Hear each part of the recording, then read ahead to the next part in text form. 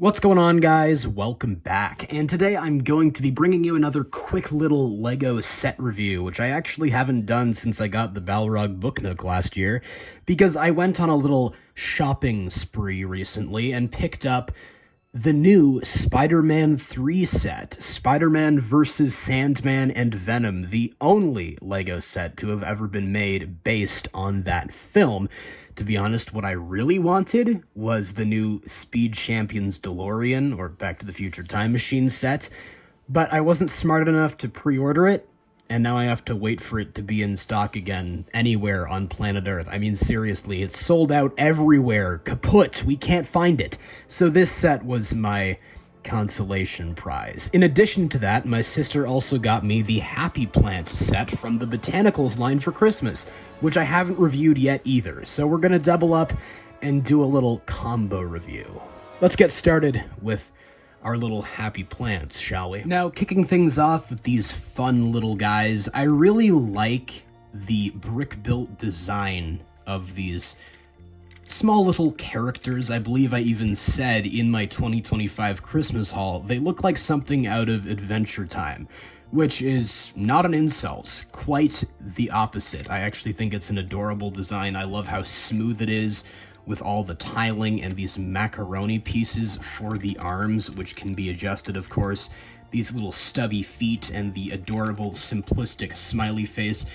I even like the plant build, which can easily pop out. It's literally just sitting in there among some tiles, and they've got a pretty cool root piece on the bottom, which is new to me. I haven't seen that before. And these leaves, which definitely look like something from the Sarlacc pit, at least these bigger ones. And these smaller ones, I don't believe I've actually gotten before. Now, there's a bit of a design flaw because they kind of just pop off if you don't have them at the right angle. But I quite like the little yellow Happy Plant. Moving along, we've got our little blue friend, who proved to be the less popular of the two on my recent building live stream. But I think we gotta give this guy some more respect. Unlike his buddy here, who's standing up with all that pent-up energy, this dude is just vibing. He's sitting down with his legs sticking out. I think I relate to his energy a little bit more. I also love the different expression, which almost looks like he's chewing on something. I don't know how a plant pot or box can chew stuff, but hey, we're using our imaginations here. What I really love about this guy, though, is this plant build, which uses a bunch of dark green stop sign pieces and dark green Captain America, or Rohan shield, since I'm the Lord of the Rings nerd, for the plant fronds, which is very creative part usage. I love to see it. What I also forgot to mention about his other friend here is how unique the color choices are. I don't have a lot of pieces in this shade of yellow, nor in this blue color. I believe this blue color was also used on the Harry Potter Ford Anglia, at least the last few renditions of it in LEGO form, but I always love getting some of these rarer pieces like the macaroni or pipe pieces, and even these tiles in more unique shades. But now that we've wrapped up talking about the Happy Plants, let's take a closer look at this new Spider-Man 3 set. Now, I believe this set is one of the first in a new line, which is called Epic Battles, or something like that. There was another slightly larger, more expensive set that released alongside this one based on Avengers Age of Ultron with the Hulkbuster and the Hulk. This one, obviously, is based on a different franchise and a different sequence, but I'm honestly not opposed to seeing more sets in this style. Before we take a look at that build, though, let's take a closer look at the minifigure. The first of which is, of course, Tobey Maguire's Spider-Man. This is my first time getting a minifigure of this version of Spider-Man. I never got any of the old Spider-Man 2 sets, or even the Spider-Man 1 sets from 2002. I do have one of the Spider-Man sets based on the original film, but it only came with the Green Goblin and MJ. So this is the only version of Tobey Maguire's Spider-Man that I have, and I've got to say he looks pretty awesome. I believe this is the same minifigure that was included in the Spider-Man No Way Home sets, which does make sense, but I'm much happier to get it in a set based on my favorite Spider-Man movie instead of the worst one. He is a little bit plain, I suppose. He doesn't have extensively detailed arm or leg printing, but I don't think that was needed for this character.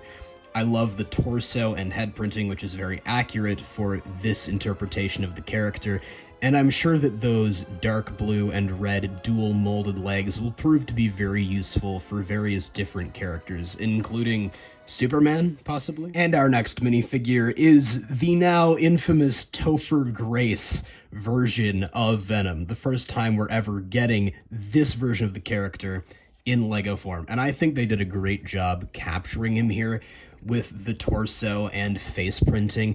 No leg printing, once again, wasn't really needed in this case, and he does have plenty of tendrils sticking off in different directions of varying lengths, which I think is pretty accurate for this character. Although, not gonna lie, I kind of just like this look a little bit more without any of that excess stuff, because this is more in line with how he appears in the movie. And the last of our three minifigures is none other than Sandman himself. Now, I do like a lot of things about this minifigure. He is very detailed, being the only figure in this set with leg printing. And he has these interesting sand hand builds, which I don't love. He's got the same finger pieces that were used on the Balrog, funnily enough, but in this dark tan color, which is a pretty cool piece to get in a different color.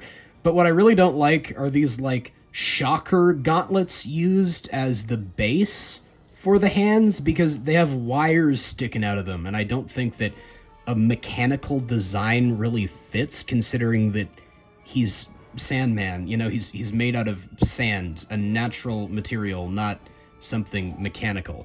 Taking those off, though, you can see just the plain old minifigure, and I do think he is fairly generic. Aside from all the printing around him, which is excellent, it doesn't really capture the version of this character we see in Spider-Man 3. Now, obviously, this is the fully sanded up version of Sandman, not him in the striped green shirt. But as a fan of Thomas Hayden Church's version of this character, I kind of would have liked to have gotten him instead of this random tan minifigure. Once again, he's a good-looking figure, but not exactly what I would have wanted. Now that we've taken a look at the minifigures, we can take a closer look. I feel like I've said that 25 million times throughout this video already, at the build itself, which is really just a jumble of shit. There's no other way to describe it. It does have this nice printed plaque at the bottom with the title of the film, along with the namesake of the set, Spider-Man, Sandman, and Venom. But I do like the overall design, despite how jumbled it feels or appears to the naked eye. It has a lot of fun details contained within it, obviously capturing the scene from the construction site at the end of Spider-Man 3. I really like getting these scaffolding pieces in different colors, this nougat color, as well as the lighter gray for this piece. I've already gotten it in the black color on one of the Thor Ragnarok sets, but not in this lighter gray. Obviously, we have a little patch here that is tiled on the bottom where we can attach Sandman's little sand tornado build, which I also think is kind of cool. It uses a bunch of these hinged pieces which are adjustable, so you can really play around with Sandman and how you want him to look as he's taking on Spider-Man alongside Venom. Even these little tooth pieces are kind of cool as a way of representing the sand dripping down the sides or something, if you want to imagine that it's just a giant blob of sand and mud that he is taking on, which does make sense considering the context of the scene. We have a bunch of these translucent jumper pieces used on the sides. So we've got some kind of metal bar sticking off, a fire hydrant, a lamppost, which is bent using a pretty creative part usage right there. Some black spider webs attached to these scaffolding pieces, as well as some more Venom tendrils. And of course, Spidey has a web hanging off the top where we can attach him, recreating perhaps him swinging into battle alongside Harry Osborn, even though he isn't included in the set. I just killed this lamppost. That's not good at all. Let's fix it. There we go. Venom can also stand up here. Once again, there are more jumpers on the top, so you can really pose these figures anywhere you want. You can put Spidey on this lamppost and Venom on the other side of the top of this piece, and then have Sandman in the middle. There are a lot of different options for how you can display the build, which I really appreciate as more of a display person rather than a play person. And with that said, that's pretty much it for this combo review of the LEGO Botanicals Happy Plants and the new Spider-Man 3, Spider-Man vs. Sandman and Venom set. I knew the second that I saw the images for the Spider-Man 3 set that I needed to get it, because as you may remember, based on my video a few years back, Spider-Man 3 is my favorite Spider-Man movie. At least it was up until Across the Spider-Verse came out. They're still fighting over the top spot on my Spider-Man ranking, but I absolutely adore that film. So I knew that it was basically a requirement for me to get the one LEGO set to ever have been made based on it. The Happy Plants are also adorable, coming in at only $25, and I also think the Spider-Man set is particularly noteworthy for not being egregiously priced. Here in Canada, it's $35, I believe. In an ideal world, I'd have it be $20. I believe in the US it is $25, but $30 is not bad, especially for what you get here. A lot of good pieces, creative part usage, and some pretty great minifigures.